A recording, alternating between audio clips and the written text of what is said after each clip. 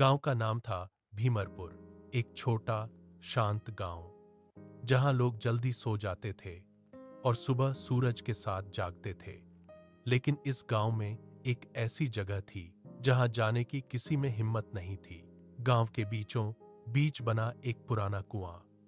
लोग उसे काला कुआं कहते थे क्योंकि उसका पानी कभी साफ नहीं दिखता था, हमेशा काला। और सबसे डरावनी बात, जो भी रात में उस कुएं के पास जाता वह वापस नहीं आता। राहुल, जो शहर से अपने दादा दादी से मिलने गांव आया था, इन बातों पर विश्वास नहीं करता था। ये सब अंधविश्वास है, उसने हंसते हुए कहा। उसकी दादी ने तुरंत डांटा, उस कुएं के पास मत जाना, खासकर रात में। क्यों? राहुल ने पूछा। दादी की आंखों में डर साफ दिख रहा था। क्योंकि वहां कोई है। राहुल को यह सब सुनकर और मजा आने लगा। उसे रहस्यमयी चीजों में हमेशा दिलचस्पी थी। उसने ठान लिया वह उस कुएं का सच पता लगाएगा। उस रात जब पूरा गांव सो चुका था, राहुल चुपचाप घर से बाहर निकला। आसमान में चांद था, लेकिन उसकी रोशनी भी जैसे उस कुएं तक नहीं पहुंच रही थी। जैसे ही वह कुएं के पास पहुंचा, हवा अचानक ठंडी हो गई। कुआं बिल्कुल शांत था, लेकिन उसके अंदर से हल्की हल्की फुसफुसाहट की आवाज आ रही थी। कोई है? राहुल ने झांकते हुए पूछा। अंदर सिर्फ अंधेरा था, गहरा, अंतहीन अंधेरा। अचानक अंदर से आवाज आई, पानी पिला दो। राहुल पीछे हट गया। कौन है? कुछ सेकंड की खामोशी, फिर वही आवाज, और इस बार थोड़ी साफ। एम, बहुत प्यास लगी है। एम। राहुल ने आसपास देखा, कोई नहीं था। एम। उसने हिम्मत करके बाल्टी उठाई और कुएं में डाली। जैसे ही बाल्टी नीचे गई, उसे ऐसा लगा जैसे किसी ने उसे पकड़ लिया हो। छोड़ो, राहुल ने घबराकर रस्सी खींची। बाल्टी ऊपर आई, लेकिन उसमें पानी नहीं था। उसमें एक हाथ था। सड़ा हुआ, काला और धीरे धीरे हिलता हुआ। राहुल चीख पड़ा और पीछे गिर गया। बाल्टी जमीन पर गिरते ही वह हाथ गायब हो गया। यह क्या था? वह कांप रहा था। अचानक कुएं के अंदर से आवाज आई, तुमने मुझे जगाया। राहुल भागने ही वाला था कि अचानक कुएं से एक काली आकृति बाहर निकली। वह एक औरत थी, लंबे गीले बाल, सफेद साड़ी और चेहरा पूरी तरह काला।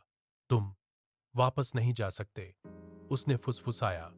राहुल पूरी ताकत से भागा, लेकिन उसे लगा वह जितना भाग रहा है उतना ही वहीं खड़ा है।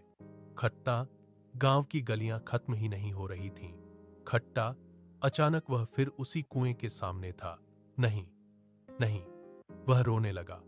औरत धीरे धीरे उसकी तरफ बढ़ रही थी। हर कोई पहले यही करता है, भागता है, लेकिन अंत में वापस यहीं आता है। अगली सुबह गांव में खबर फैली, राहुल गायब हो गया। लोगों ने खोजा, लेकिन वह कहीं नहीं मिला। दादी चुपचाप रो रही थीं। उन्होंने धीरे से कहा, मैंने मना किया था। कुछ दिन बाद गांव के एक छोटे बच्चे ने उस कुएं के पास खेलते हुए अंदर झांका। उसे अंदर कुछ दिखा। एक लड़का, वह नीचे खड़ा था और ऊपर देख रहा था। उसने मुस्कुराकर कहा, पानी पिला दो। बच्चा डरकर भाग गया। लेकिन उस दिन के बाद कुएं से आवाजें बढ़ने लगीं।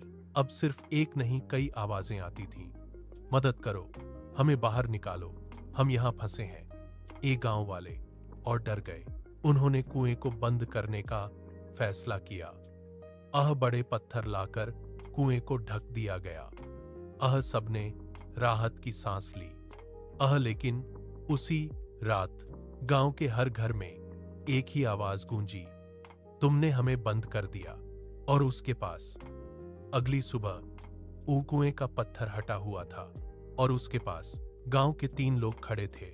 उनकी आंखें पूरी तरह काली थीं और वे एक साथ बोले, अब प्यास और बढ़ गई है। धीरे धीरे गांव के लोग एक एक करके बदलने लगे।